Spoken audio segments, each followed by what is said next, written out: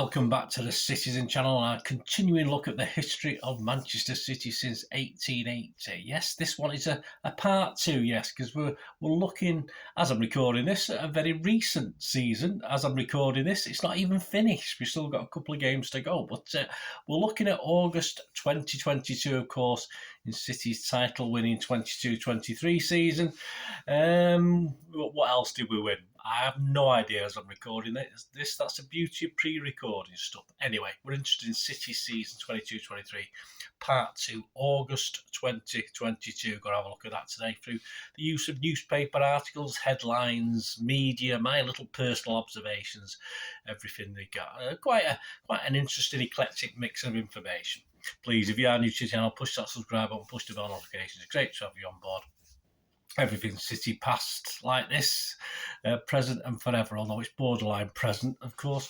So please join us and give us a like, guys. I'm trying to get to about 20 likes if I can for these vlogs. A busy August. So let's get on with this. Let's get on with August.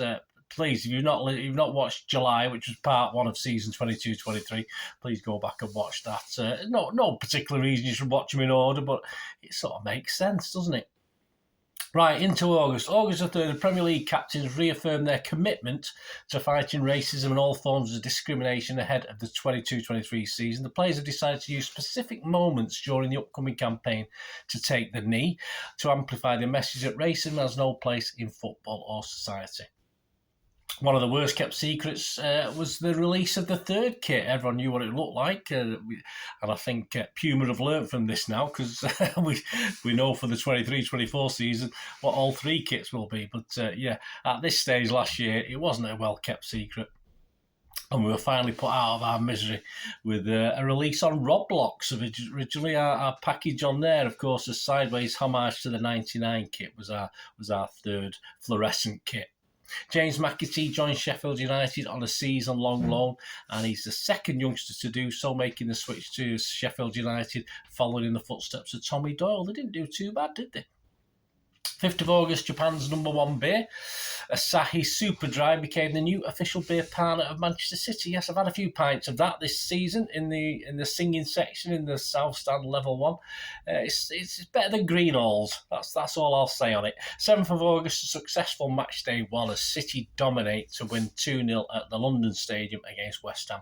I didn't manage to get there. A brace from Nordic Meat Shield on his league debut was the difference. He won and scored a penalty in the first half and added a second in the 65th minute. The Manchester Evening News headline simply, "Ha-ha!" Simon Bukowski said, so who said he wouldn't be a success? Jonathan Davis of The Sun said, "Hell of a job." Sorry about these guys. Their headline's not mine. Kieran Gill from the Daily Mail, "Be afraid, be very afraid. Sensational Haaland roars out a warning to City's title rivals." John Cross of The Star, SHIT hot. Well, he didn't spell it out like that, star T, but hey, you know what he's getting at. 2-goal Haaland turns the air blue. Haaland comments to the Manchester Evening News, Alex Brotherton, "I have got so much to learn." You certainly have. Pep said, ironically, a week ago he couldn't, or tongue-in-cheek as well, a week ago he couldn't adapt to the Premier League. This is a Community Shield defeat against Liverpool, of course. Now he's the best alongside Henry, Shearer and Ronaldo. Haaland led the City Manchester Evening News player ratings with a 9 out of 10 rating. 12th of August, City were delighted to unveil a redesigned concourse area, which I took full advantage of most of this season in the South Stand of the Etihad as part of its ongoing commitment to enhance the matchday experience for fans. The club carried out extensive works over the summer, including complete redesign of an area of the concourse to create multiple spaces for fans to meet, eat and drink prior to kick-off. Yeah, I liked it. I did like it. Some early teething problems, probably that first match, where there's a few more queues than they'd like, but they got on top of it, and I thought it was a welcome addition.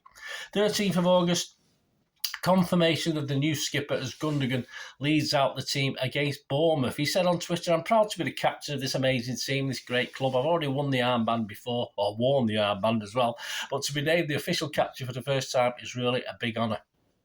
I will continue to give everything on and off the pitch to make this a very successful season." So the City leadership group was now Ilkay Gundogan as captain. Also in the leadership group, you've got Kevin De Bruyne, Kyle Walker, Ruben Diaz and Rodri. And on a hot, sultry I can't say that very much. Just a hot, sultry and Etihad. You don't hear those three words very often in the same sentence. Afternoon, an easy 4-0 win takes us top of the table where we belong. Well, didn't spend much time there this season, till the end anyway.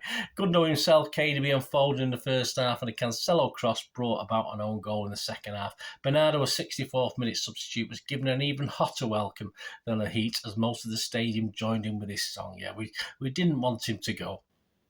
And we still don't.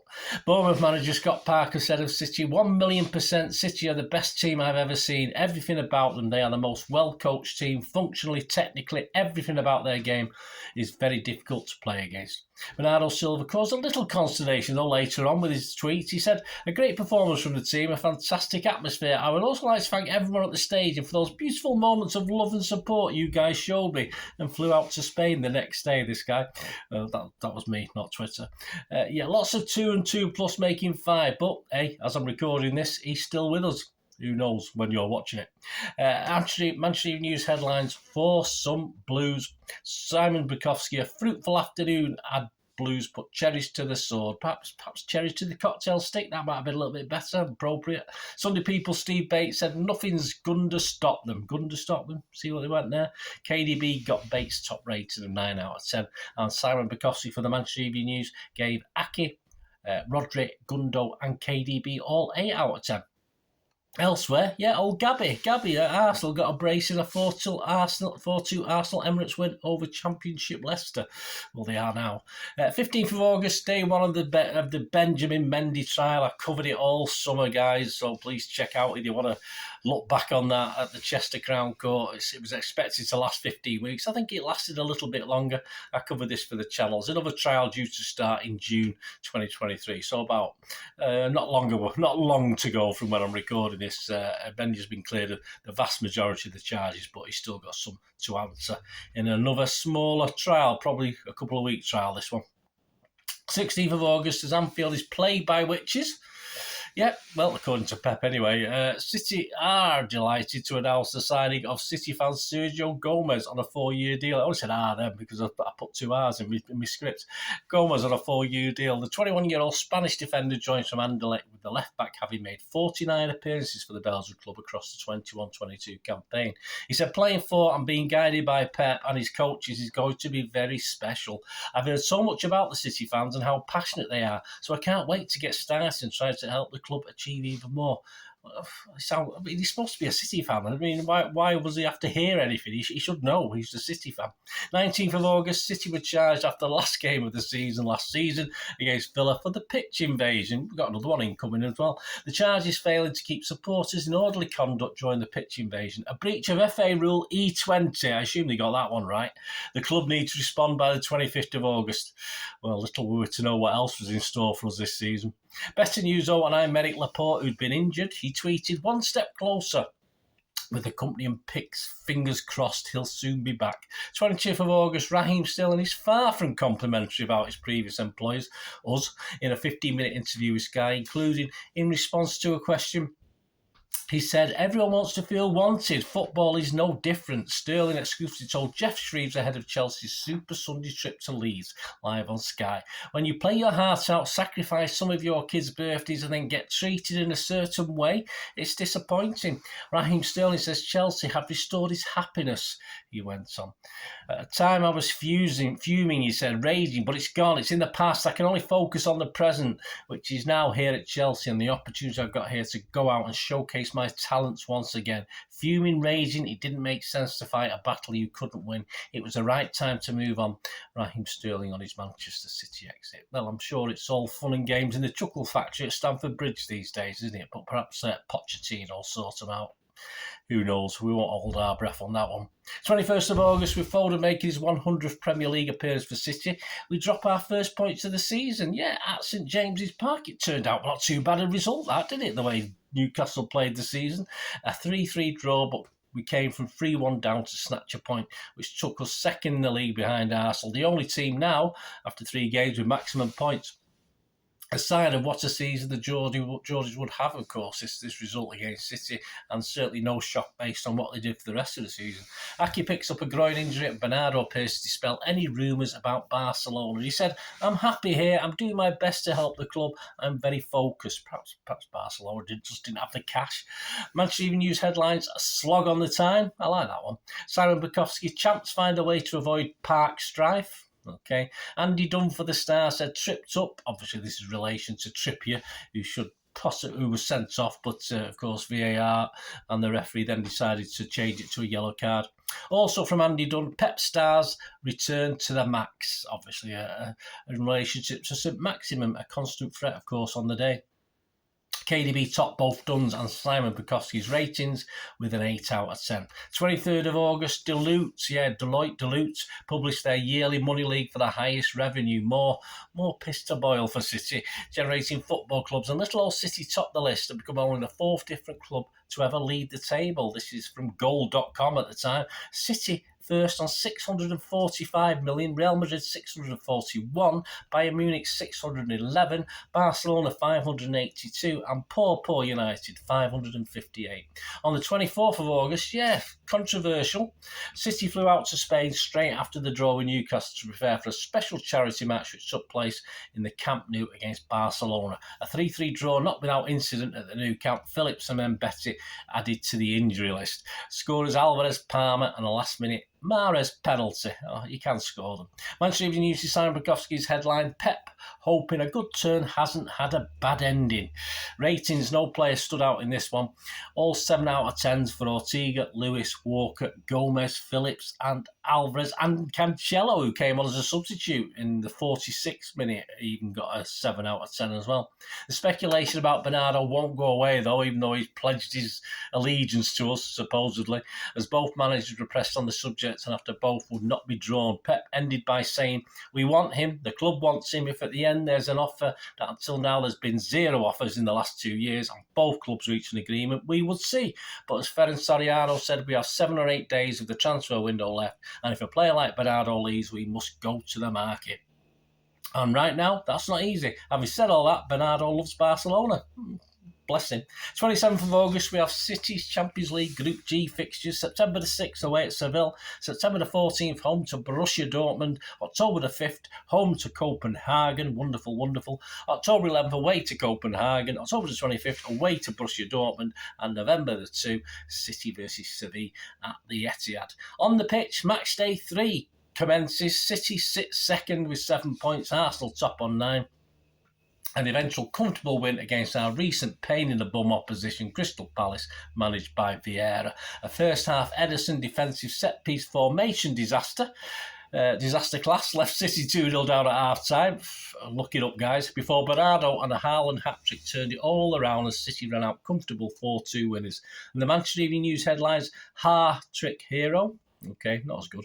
Simon Bukowski, "Haaland takes the headlines, but Silvers proves he's priceless as he reigns over Palace." Rain as in rain, not rain, over Palace. He rated both Bernardo and Haaland a 9 out of 10. Sun Sports' Phil Thomas said, "Nothing special, Pep. Erling hat-trick is normal. Also, simply the best. Brilliant Haaland will keep the sculptors busy." I think something to do with statues. Pep said of his striker, "Erling has done what he has done since he was born," said Pep. Okay, he has done what he has done all his life in Salzburg, and everywhere he's been, he has scored goals. The numbers for this guy are beyond. The most important thing is that he's settled perfectly. He is an incredibly humble guy. Hopefully, he can be happy the time we are together. Let's hope he is. Well, so far, so good. Sergio Gomez gets his Premier League debut coming on as a late substitute in this game, and Bernardo Silva reached 100 goals and 50 assists, 50 of each in 256 appearances. Elsewhere, it looks good for Liverpool, who beat Bournemouth 9-0. How rubbish are they? 30th of August, asked in a press conference about the Etihad atmosphere. "Compared to previous seasons of my first season, the noise is louder, and they are close, and it's always full. It's a joy to play at the Etihad right now." 31st of August, as we get to the last day, match day 5. Yes, we've got another game in. City second on 10 points, Arsenal top on 12. 6 in the City, as City deservedly stuffed Notts Forest 6-0 at the Etihad. Haaland's first half, Poacher's hat-trick, a Cancelo blast, and a stunning brace from Alvarez.